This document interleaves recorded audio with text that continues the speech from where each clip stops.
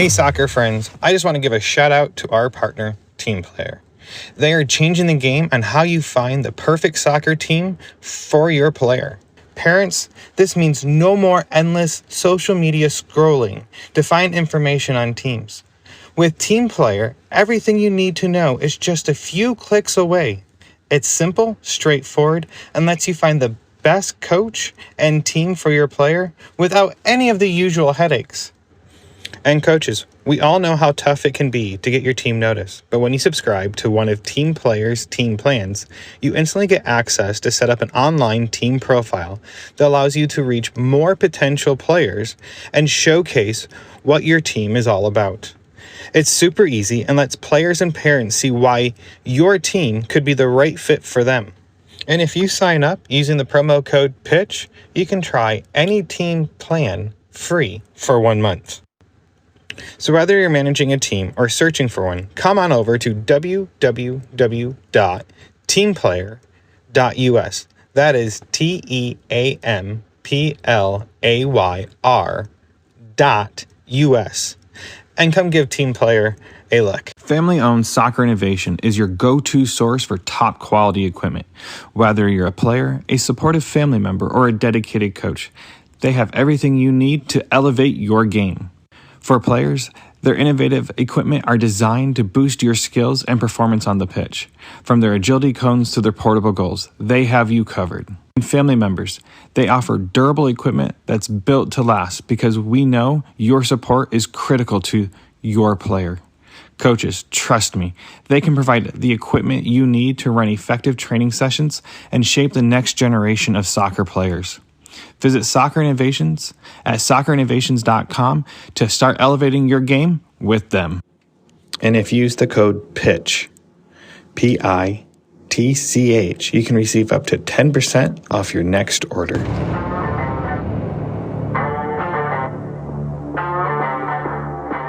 Hello and welcome back to Chat by the Pitch. This is Ian Babcock, your host. This week I have Coach Gregg and Meagan. I have met Gregg about a little bit more than a year, maybe a year and a half ago now.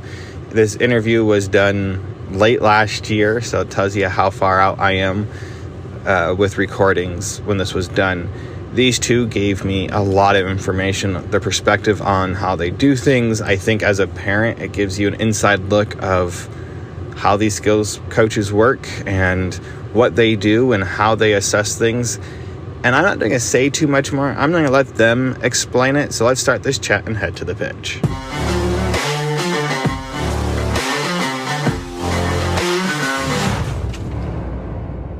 My name is Gregg Meagan. I am owner and head coach of PD1 Soccer Training. Started playing obviously just as everyone does as a kid. Got all the way through to playing probably academy sort of level, higher academy level at Glentoran FC back in Northern Ireland.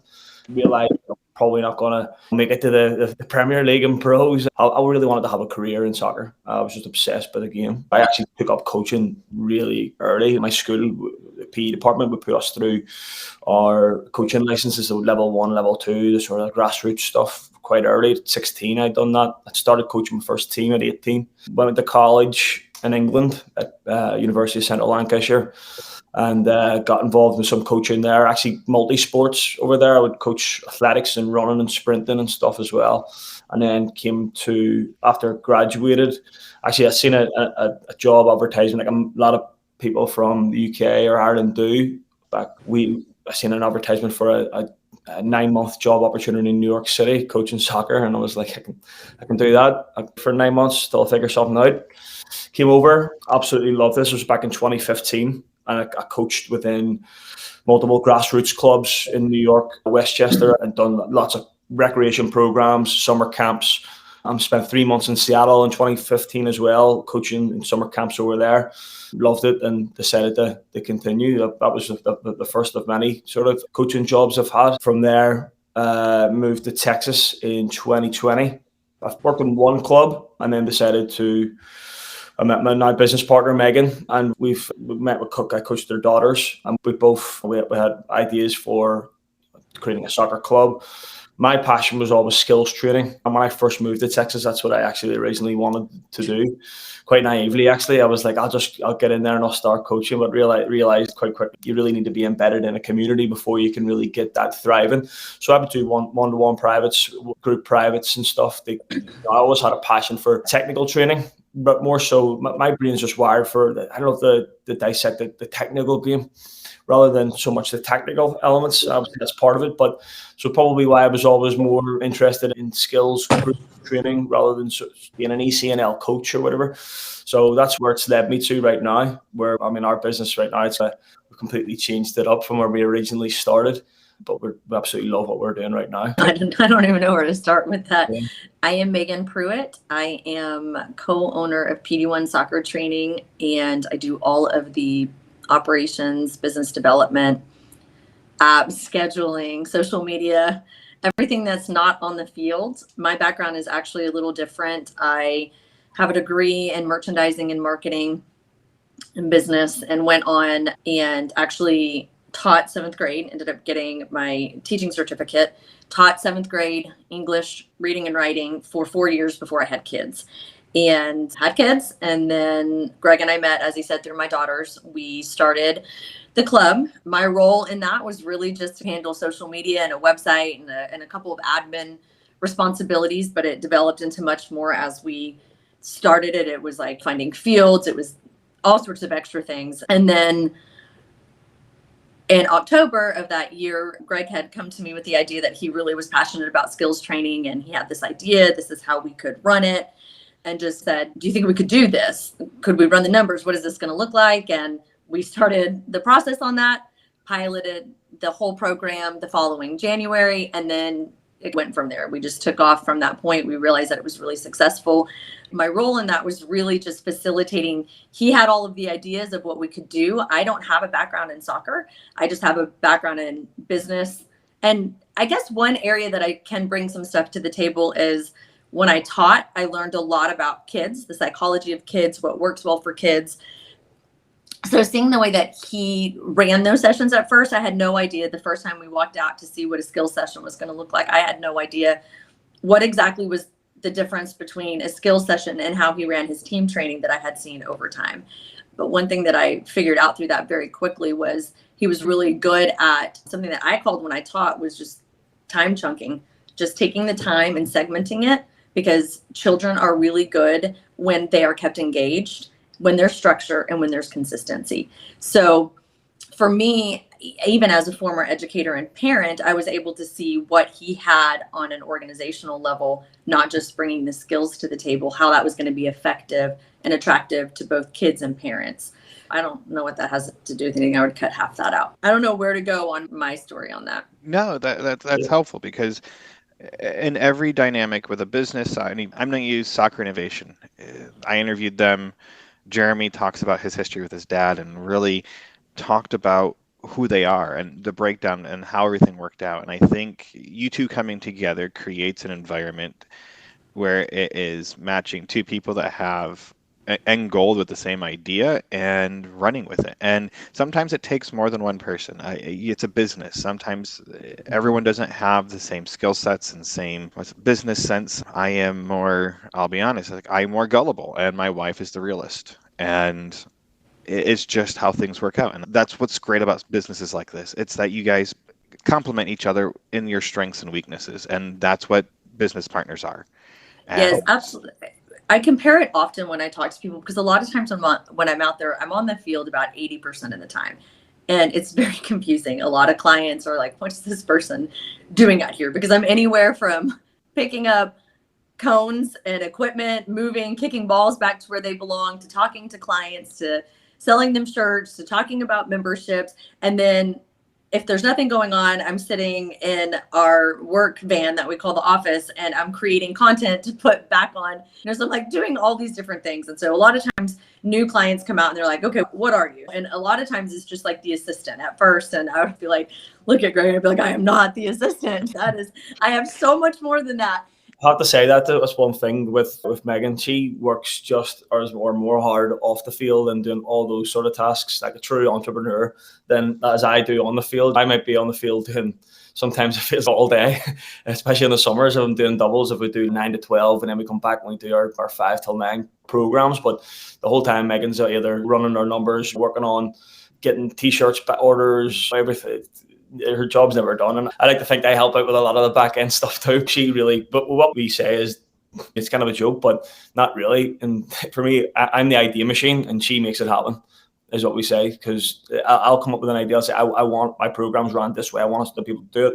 How can we facilitate that? And she'll figure out a way where we can keep the lights on, for one, and also it's genuinely a good product. I feel that's basically how it runs. And yeah, our company are definitely her, not just in terms of business, our talents merging with that. I think our personalities level each other out in a way where maybe someone will say, I didn't like that at all, or why can he not join that session? He's good enough to join that session. And I'm going, he's just good. And she'll go, no, Greg, come on, you've got to recognize that they're just passionate about their kids' sports.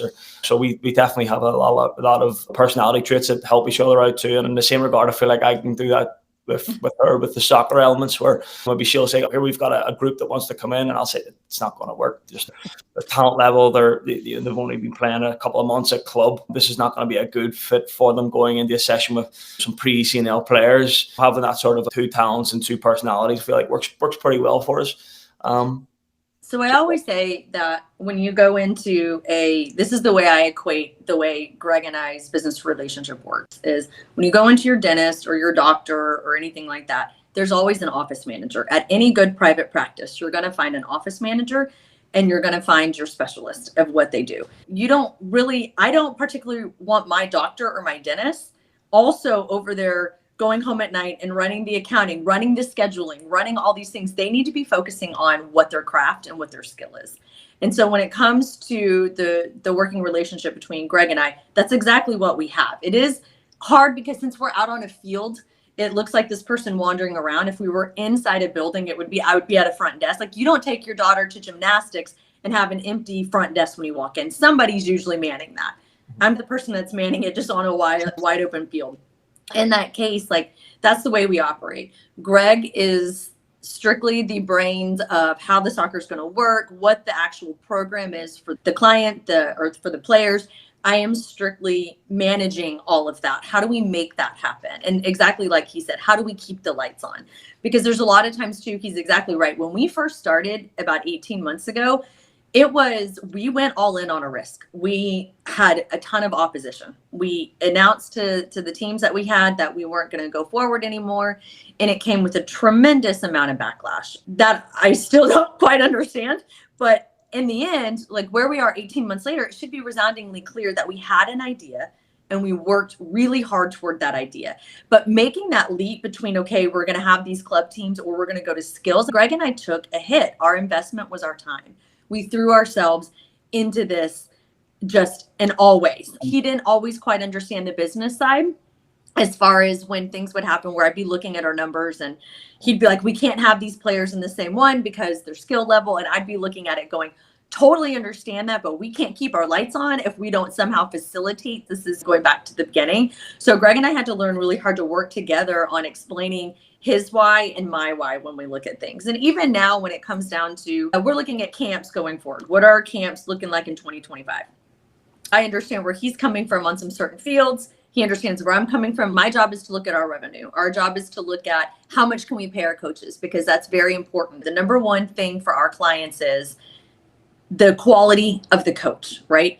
You're not going to get good quality coaches if you can't pay them what they deserve also. So I'm sitting there looking at the numbers. If we want these coaches, we need to pay them this much. Where are we coming together when it comes down to fields? From on that point as well, Megan, like I feel like one of the things that I try and pride myself on with our program in comparison to any other organization, I don't know, but we don't typically bring in like a one-off college coach for run a couple of sessions or whatever. I want all my coaches, and it's very hard to come by, and it's probably why I've done it on my own for so long, is just be US qualified up to maybe a C or a B, or higher or UEFA. So I have those qualifications, and I wanted to ensure that our product, even though it's sometimes, you're maybe not working on some of the tactical elements, I feel like that's probably the coach's job, the team coach's job, to go into those elements. I worked in a company in New York called NCE, which really inspired me to start PD1. National Centre of Excellence is his full name, run by John Curtis, who was ex-Manchester United player and had a career in sports, or sorry, in soccer. And honestly, when you walked in there, it was a center. It was excellence, is the word that I would say, and everyone there was like, had a high level of qualifications, and the environment was great. And that's really what I really want to try and not replicate in my own sort of way. I want to put my own spin on those sorts of things, but I really felt like there was a center. It was an excellence environment. We try and make sure that our staff are that way too.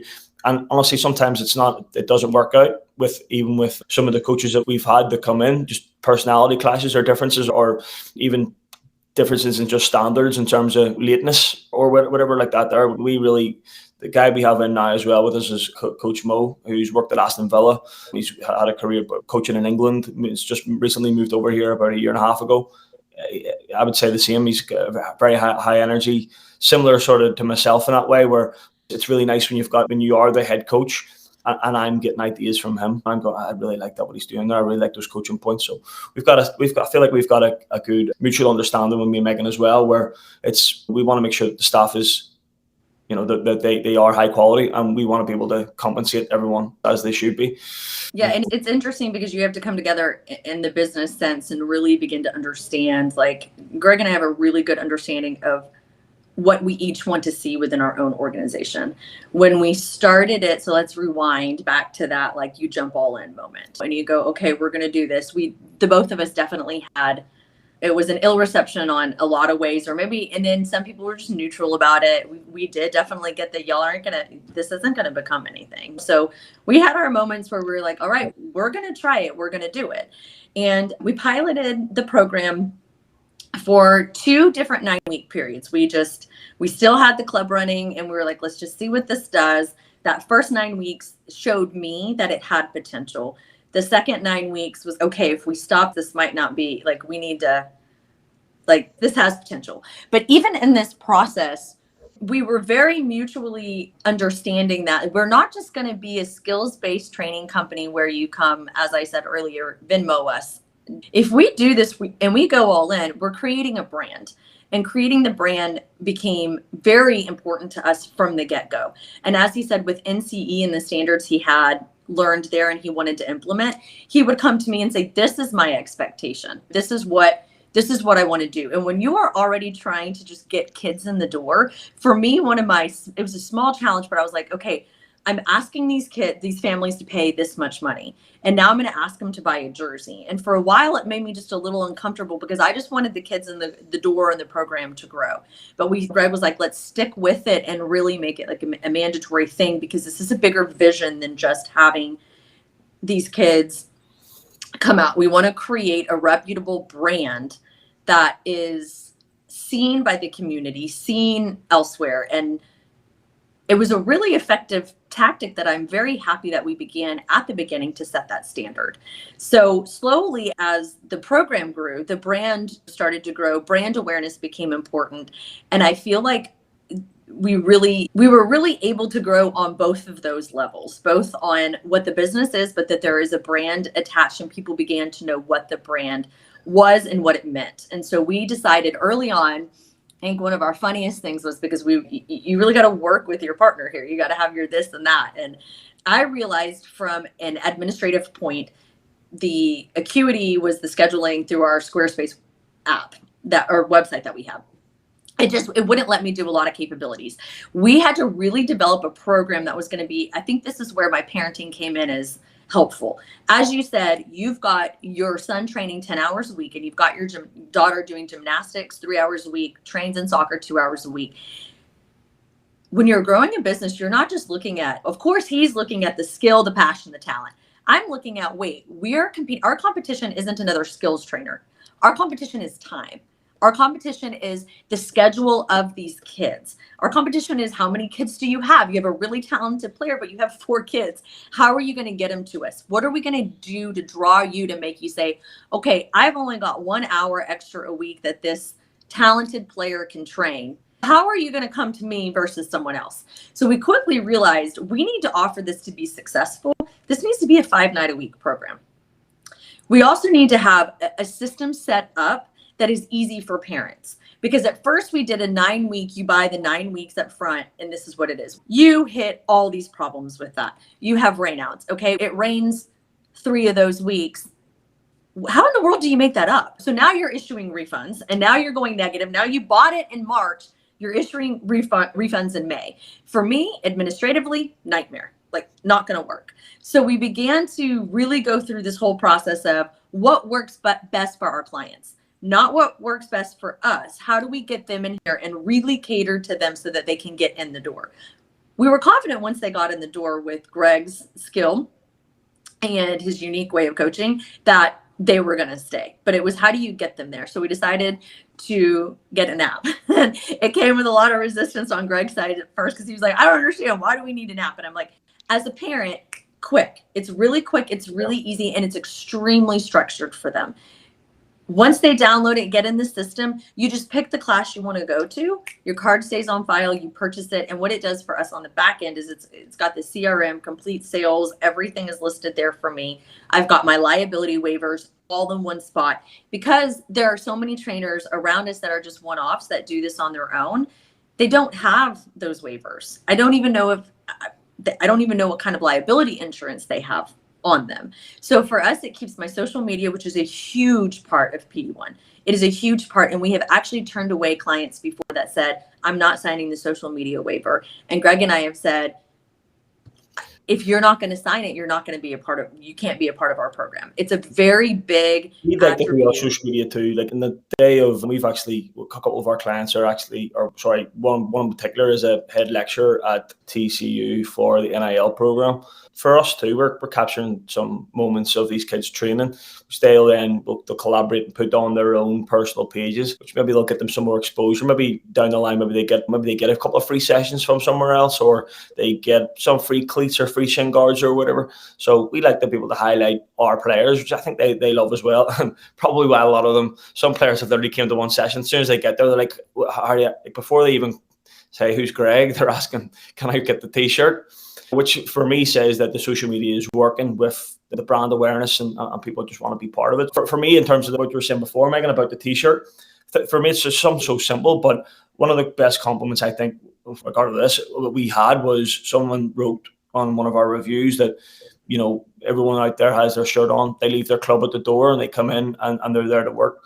And for me, we're obviously supplemental skills. We're club neutral. It doesn't matter who you play for. You can be playing at an ECNL level. You maybe be playing against someone that's playing ECNRL North Texas. But in that session, you might be going 1v1, and everyone's there to compete. Everyone's there to create an environment of excellence. And I think it really helps the product as well. Just everyone's there. We're all there to work together. Everyone's there to improve.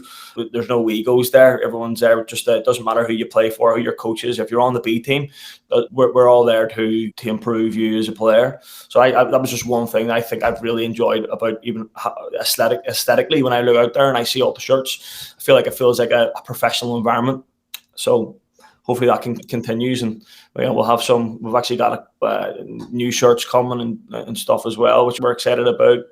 So it's the brand, it's something that I'm really not familiar with, and what Megan really has really done well with the marketing side of things is just being able to aesthetically build a brand and build how it looks. I feel like our little logo, it's so simple, but I think it's quite recognizable now for some people from what I've heard. I don't even know where I'm going with that anymore, Megan, but you can take over. Well, I think that the point is we established early in our journey that the brand we weren't just creating the skills training company. Now for Gregg, of course, but for me, it was also with my background and not knowing very much about soccer at the time. For me, it was more about let's create a really powerful brand alongside what we're doing. We want to be recognizable. That's how we'll grow.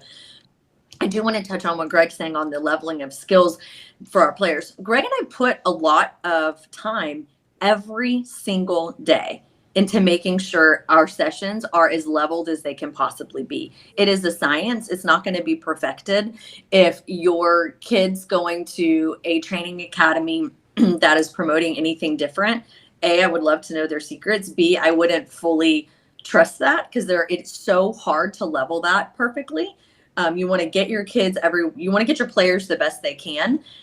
But something I pride Gregg and I on is each morning we wake up, we look at the app, and it's like, okay, who needs to move sessions? As a parent and a business owner, lack of consistency is my absolute nemesis. I like consistency there, and I want our families and players to have structure in line to be like, okay, practice was canceled. PD1 always has a 5 o'clock 2015, 2016 session. But on the opposite side of that, I have to recognize that sometimes we're going to have to text a parent and say, we see so-and-so signed up in this session. We don't think that's going to be the best fit for them, whether it's confidence. And there are some players in that session that are going to be a little higher level, and they're not going to come out of here with the best confidence after that. Or it's the reverse. There might be 4 or 5 players in this, and then there's like a total standout. We don't want anybody in that position. We would rather have you correctly leveled. Take the money out of it. I don't want your money for that. What I want is every player that comes out to our session to have a good experience. And I think parents might not realize how hard it is to actually achieve that each day. I've done that too, Megan, in terms of a lot of the things that we've done from a soccer perspective. We actually, I feel like you do a good job where I've communicated to you, there's a certain group of players that we have, which for me, I mean, I know maybe other academies and I know other ones that go around the country, which I've looked into this quite extensively, and about do we give them like a number of or where they are? And I guess we used to do that, where we would give them like a number. You're going to be a level 5 or you're level 4, and that goes for every age group. So it could be like 2013s. If they're a level 5, they're probably able to play with 12s, right? Or if they're so we used to do that, but now we just group everybody where me and Megan communicate, and we make a list. And what we do with that list is we'll say there's certain sessions Friday, all invite only to my sessions. And then our other trainer or other trainers, play anyone is able to sign up for their sessions. But for my sessions, I keep it where it's, for instance, the level 5s. So certain players that are the highest sort of level at their age group, they would be coming into my session. So we just create like basically a really high level environment, which really our Friday sessions, honestly, I would do it for free if I could. No, you wouldn't. Yes, that's where I come in. I'm just like the element out there. I'm just like, the standard is great. Everyone's so receptive, and it's competitive. Kids are getting beat out in a 1v1 environment, and next time I can see there's a bit of fire in their belly to try and get someone back. So it creates a really fun and that, like I'm trying to, like I told you before, that environment of excellence that I experienced before, I want to recreate that. And what's nice about it used to always just be Fridays and the rest of the week, but now even like last night, for instance, we're getting to the level now where we've got that many clients out, where the Tuesday night last night was unbelievable. All the standard of the players, everyone was there to work. We had a really great goalkeeper. For me, it was an environment where people are going to come away from this, and I feel like it's going to help them. And that's basically my passion. For me, I have a passion for helping players. I like to think that even when people come into our program, I'm sure all other academies do this too. But when you come into PD1, or you train at PD1, it's a community. Like if I can help you out in any other way, if I can put you in touch with another coach for guest playing opportunities, or for if I see that there's numbers are lighting somewhere, and I want to say to you, hey, you've been out like 3 times in the last, would you come in? I think this is going to be a good session for you, and put them in complimentary.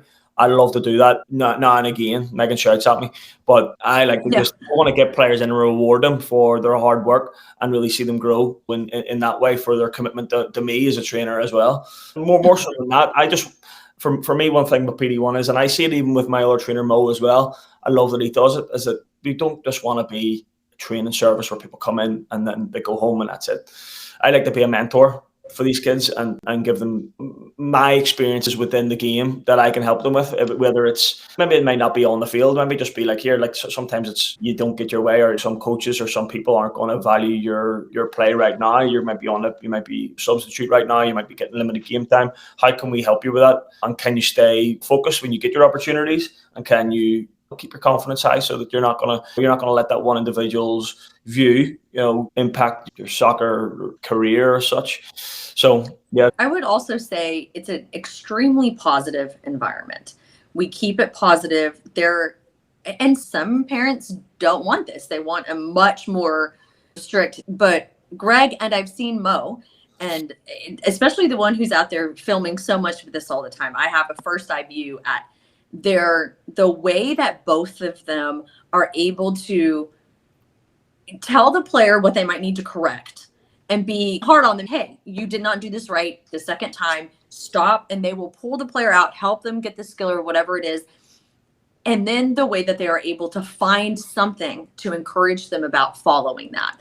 Both of the trainers, Gregg and Mo, are very good at this. And I feel like it creates an environment for that player to make mistakes because that's why they're there. And I hear both trainers say constantly, this is why we're here. Make the mistake. Now we're going to work through it. Or now we're going to put this in a 1v1. If you lose the ball, and this is where to lose the ball. That's why we're here. And I find that, I guess that's where my kind of parenting past educator side does also come in. And I see and I appreciate that out of them because they need to be corrected. They can't just get away with it and have this easy session. That's not what it's about. But it's also about a place to gain confidence because so many coaches out there on their team coaching, it's like yelling at them or they're expecting them to be equal to some of these other players, or this player's a standout. They're not making any mistakes. Why are you? Or you get pulled from the bench because you're pulled from the game because your mistakes.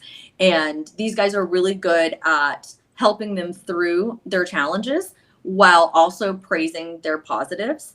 And I do think that's a very important attribute for supplemental training.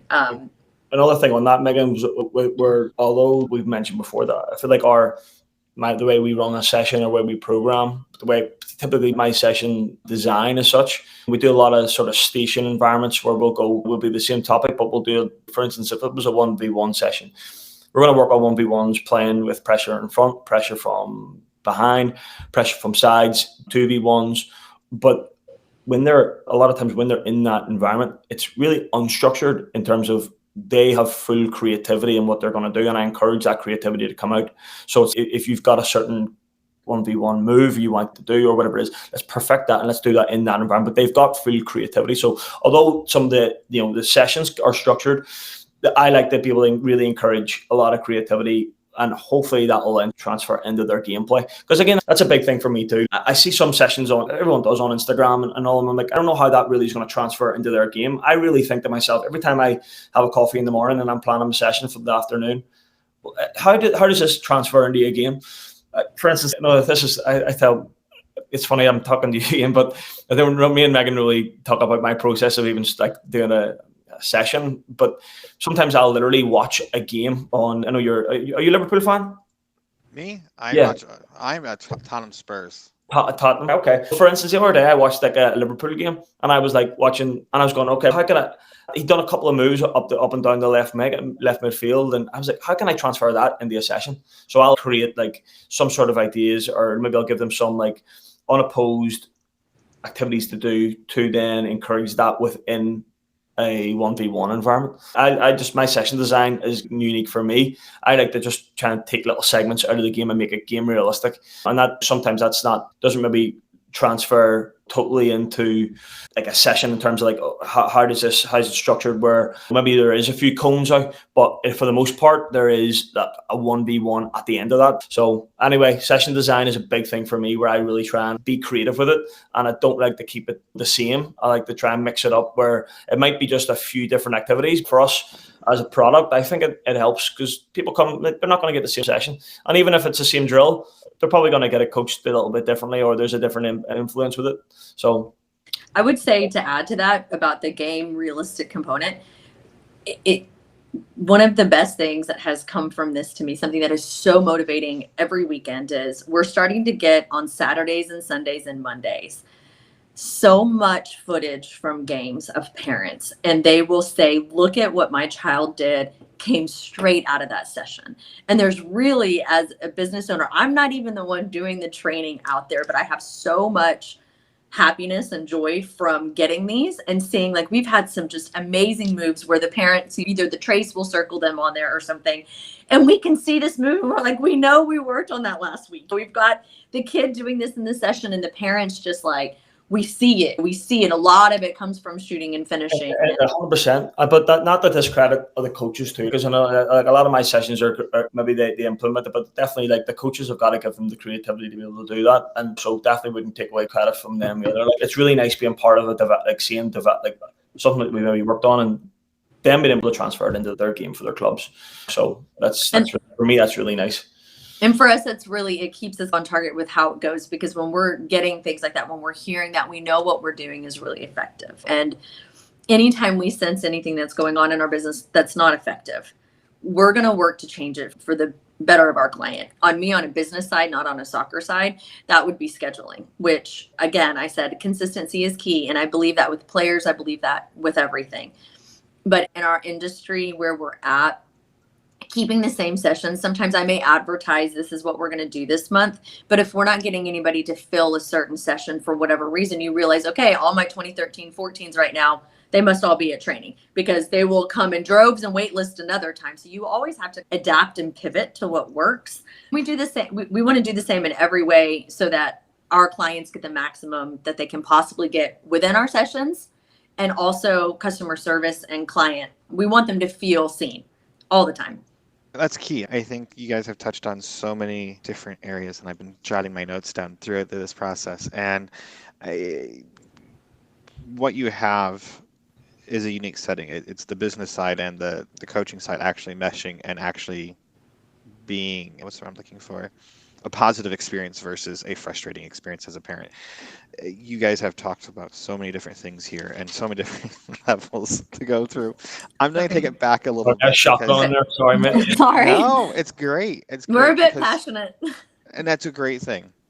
I view this as multiple levels, because I do have a son that has worked with you guys in the past. Gregg has been very kind to Landon over the last year since we've met, and it's just finding time for stuff. That's been our issue. It's not so much of there's only so many hours in a week, and there's only so many different places we can drive at the same time. And it is hard as a parent, and having the app to what you guys have available. I'll be honest, I've played with it, I've looked at it. It's very easy to use. It's very easy experience to go through for parents that are looking into it. But I'm not going back to your coaching. You touched on it and you did not go on it too much. And as a parent, coaching is the most important thing to me. It is how the player connects to that individual, because if they can't connect, it's pointless. But let's go back to the education side for the coach. Mm-hmm. You said you want your coaches to have their badges or licenses, depending on where you're coming from. If you're coming from outside the United States, it's badges, and if you're coming in from the United States, it's a license. And I find it fascinating, because what you get taught in the United States when you get your licensing versus the badges you get over, let's say in Europe. I've talked to so many coaches now. The programs are completely different. And I know that they both have their pros and cons to each one. But as a person running a business here in the United States, do you preference one or the other, or you just want them to have a certain level of do you know education? What? It's so funny, because a lot of the trainers I have at PD1, they're all British or Irish, or have come through Britain or Ireland. For instance, our coach Mo, he was from the Middle East, spent 10 or 13 years in England, I think it was. He was in England, so he done his UEFA B or through, I think it was the Welsh FA. Same as me, I done my UEFA B through the Welsh FA, and honestly, it was just it was an amazing experience, but very different from I've also done my US licenses up until the C level, and I probably won't go any further. If I'm going to do anything, I'm going to go just because. But also at that level as well, I'm also a skills trainer now, so not to say that I'm not going to do those anymore, but I also would. Other things interest me in that regard, things like TOVO's programs and COVER programs. I would like to do that, but for me, I love seeing just like a coach that's went through that. If you've went through those sort of processes, you like the UEFA B and stuff, you've been probably coaching a team that has some higher level players just to get onto the course. And for me, that comes with a standard of professionalism and structure of session that. Then for me, it's like, okay, I will now trust that player or trust that coach to run developmental session for a ECNL level player or a player that's in a high level environment. But in that regard too, what I honestly think is more important now, which now that being a business owner, what I've learned, rather than just having an being UEFA or US qualified is having the right personality. Because for a skill session is high energy for me. I want to push everyone there. And if you can come in, laissez-faire approach in this, and that might work for certain personalities. For me at PD1, I want people to come in and be like, that was an energetic session. That's the feel of the sessions that I want to give and the product that I want to give. So for me, it's like you can have your pro license for me, but if you don't have a personality that's going to transfer and have a kid that's in a session that's going to really enjoy that session and get something out of it, for me, it's really irrelevant. And so for me, even doing my last sort of licenses with the US soccer, some of them were probably pointless. For me, what I got out of doing those was the contacts you meet on them. So like for me, if I was going to encourage anyone to go and get qualified and stuff, really just enjoy the experience. Go and talk to other coaches, because you never know who you're going to meet or what contacts you can build from that, or networking opportunities on them. And the same with the tutors and instructors. I was very lucky whenever I'd done my original US soccer licenses, as you say, to meet some great coaches that were down the line have helped me out in other ways. I actually, whenever I got one of my first coaching opportunities in Texas, was through another coach that I was on a course with up in New York. He just said, hey, I know these guys operate down there. You should check them out. And I think the networking opportunities on those, kind of probably like a convention, is very worthwhile doing. That's not to say that for me, definitely, it always helps out with just structuring, I would say, is most important with that. And I do like the play, practice, play environment for grassroots sort of players.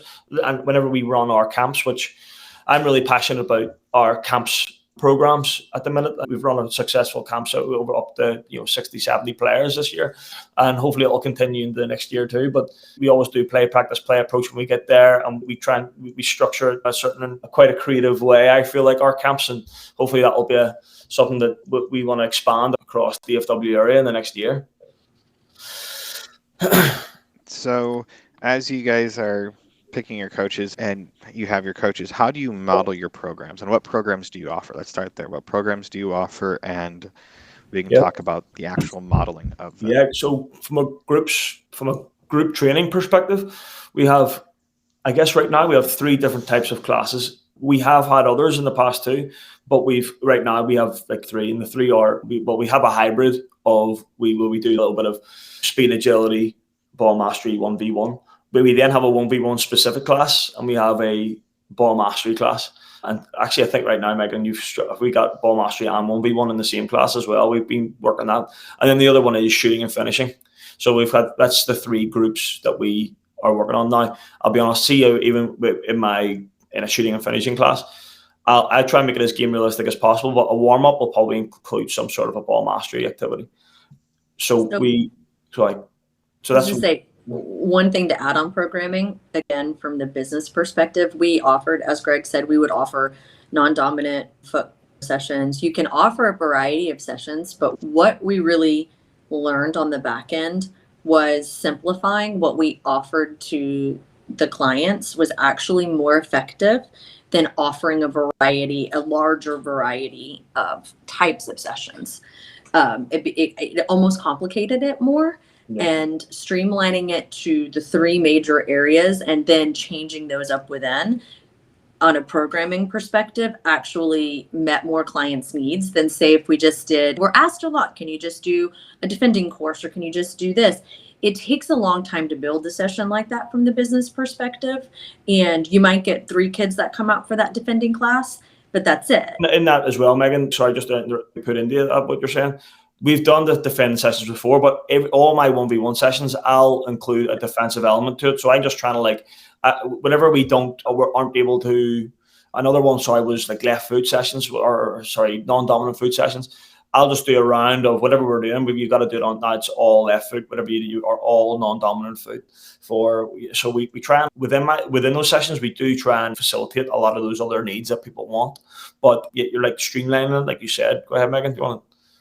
Yeah, it's just like I said, on the business side, you learn what is effective and what isn't, and then we blend it. So we know the needs, or especially if a parent says to us, hey, I really want my kid just to focus on non-dominant foot. We can say to that kid, you're focusing on your non-dominant foot. You come to us twice a week. This session, you're doing non-dominant only.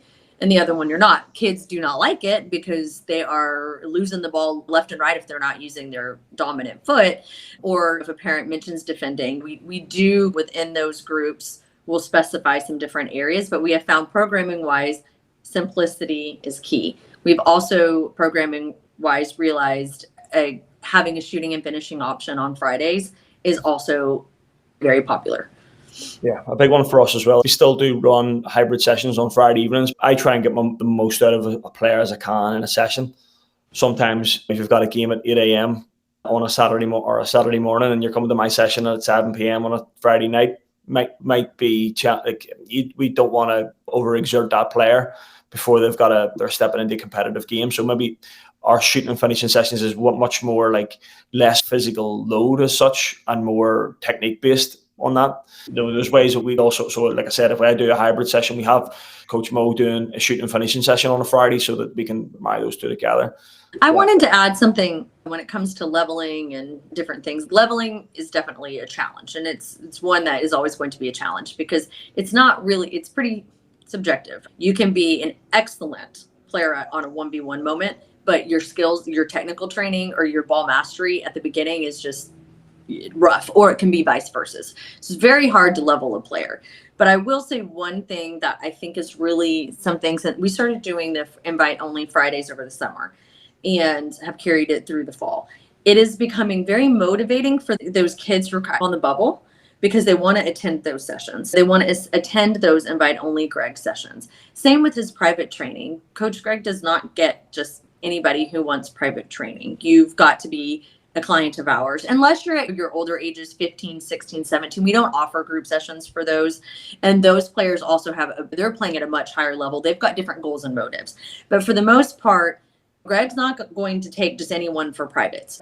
These kids are learning if you want more so than just like being like picky. I really love to work with I want to have an influence on you. I don't want you just to come and me take your money, whatever. And I see a lot of that. I'm not interested. I really want to help that player. And I feel like whenever I get a player in that is motivated like that, I want to go watch their games. I want to watch their videos back. I want to be involved. I want to get immersed in that player and how can I help those players? So like it's a personality thing too. Families obviously people ask for, but I like to have I want to really help that individual. So like for me, it's a personality thing. If you're going to come to me and you enjoy there and you want to be there and you want to work hard, and I'm going to push you too.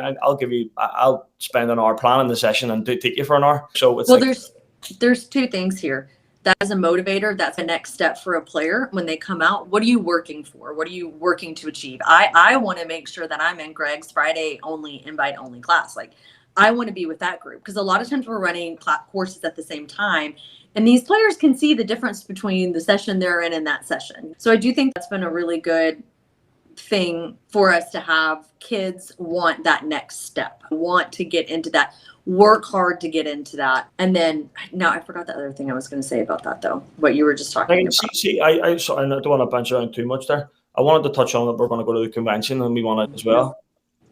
Because we're going to, for us as well, like we're talking about education there.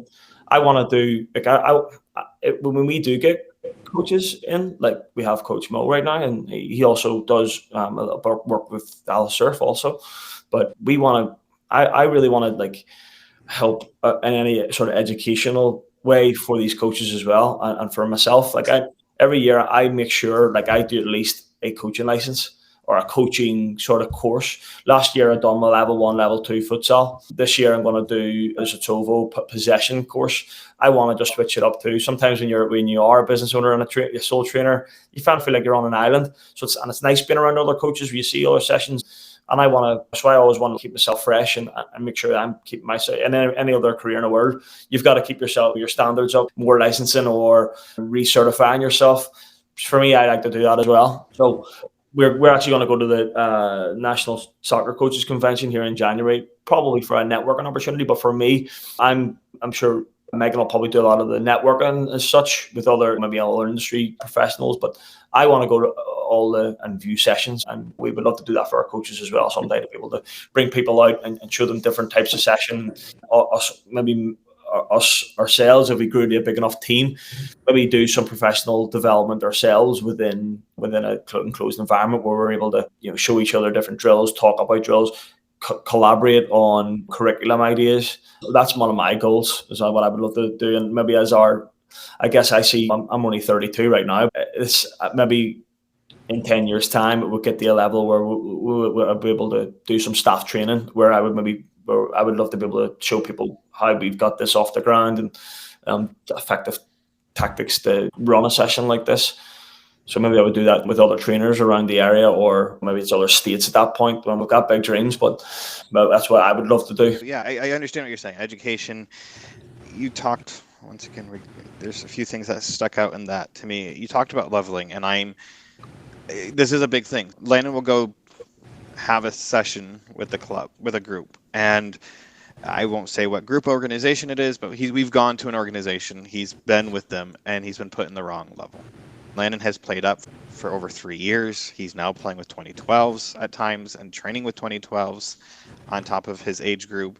And I find it interesting watching where they put Landon, because at the end of the day, I'm biased. I'm his dad, but I also know where he stands. Like I am biased, but I also have a firm understanding what level or concerns a coach might have by having him play up. Yes, he's a foot smaller than sometimes of a player, but you're talking about a kid that's almost 5 foot tall, that's 90 pounds. He has some leverage there. He's not going to just be pushed around.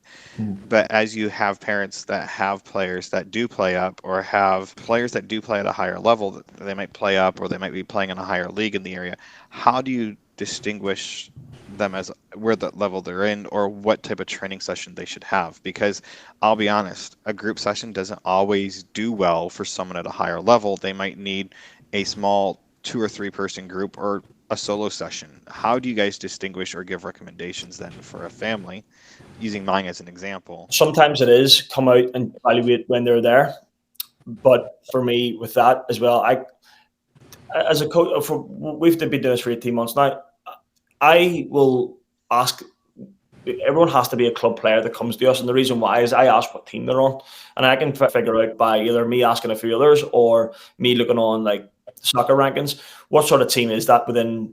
Now that I know that sort of individuals can be better than the team that they're on, and that, but it gives me a good idea of, all right, for the first session, are they going to be, where do they fall in this first session as such? And from there, I can usually tell what's going to be a good environment for them. For instance, we have some 2013s that could play alongside 2011s, no problem, that are very high level and are strong players, but normally that player, there's a lot of components. There's some athleticism components where some players are just naturally more athletic, and they're at that stage in their development. So it's like they playing alongside, even if it's players that are very much more technical than them, but in a session, sometimes they're better off playing at a higher age because they're so much more physically developed at that moment. Same goes with our 2016s and 2015s. Age groups is probably our biggest groups of 2 age groups as such. But a lot of a lot of the players that come into those, I'll know if you're playing whenever the team, they tell me what team that they're on, I'll say, okay, is this going to be a session for that? And that's one age group that we have done intermediate in the past and advanced, because we have so many players within that age group that I'm able to, after seeing them in a session or seeing what level of team that they're on, what's going to be the best fit for them. There's also boys girls element as well that is not transferred to all age groups or all sessions, but typically sometimes I'll distinguish that from that as well. Maybe some of the higher level 15s might be better off playing with boys at 16s and so forth, or sometimes to challenge those players, and maybe I will put them into that session. But again, you have to look at the holistic, at the whole group. Is that going to be the best fit for that individual? Are they better off playing at their own age group and maybe having a little bit of success now and again? Because the other thing is, some players or parents, and maybe I won't like me saying this, you're obsessed with playing up. But playing up's only good enough if you're going to have some success too. If you're just getting beat out all the time, it's just a physical matchup. It's usually a waste of time for me. For me, I read this actually recently, and I actually really liked it. It was like, if your kid is not able to perform the basic, they can't deal with the speed of play within an older session, or they're getting outbeat physically and they can't perform. They can't, even if they do a skill move or whatever, and they take that touch for a bit of separation. If they're just getting pushed off the ball after that, or they're just getting caught up again, that's not the right environment for them, because that's just a physical. They're just playing against the physicality of the game. why not play in your own age group and actually be able to develop that success and have that repetition of going past the player and getting that separation rather than just completely losing the ball out of. And sometimes that parents also don't gather that too. Like sometimes it can be a session where typically they play up, or maybe they play up within that club or that maybe that club's. But with some of our sessions, I know for a fact, there's some players that come out and their parents have said to me, "Oh, he's been playing up for 4 years." I was like, "Brilliant, can't wait to see him." And then they get out and I'm like, I don't mean to be rude, but they get smoked in the 1v1s, and I don't like that either. I want them to have some success.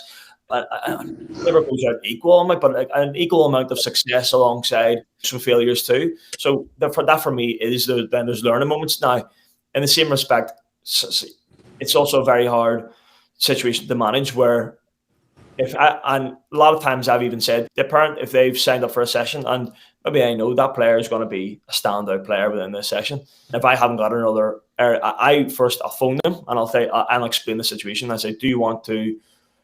I'm going to give you 3 options to come to where you're going to get a strong playing environment there where you can come out to another session, or you can come out and you can get some touches. We have some success within the session, and then I just leave it with them.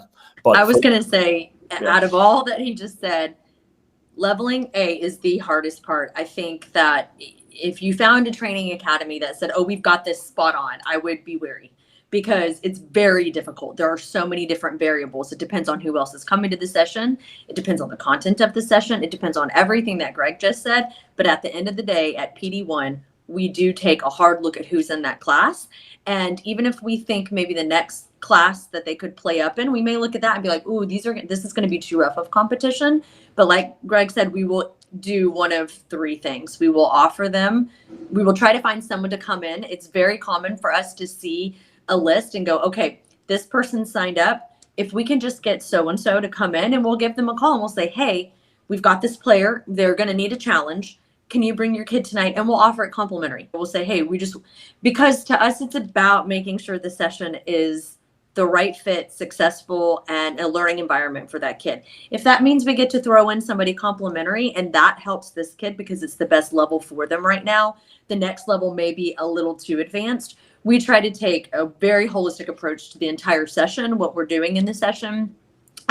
Sometimes we get that surprise where we had it this week. We had someone come out. It was their age group. In some instances, that age group, if they filled with the right players, it would be great.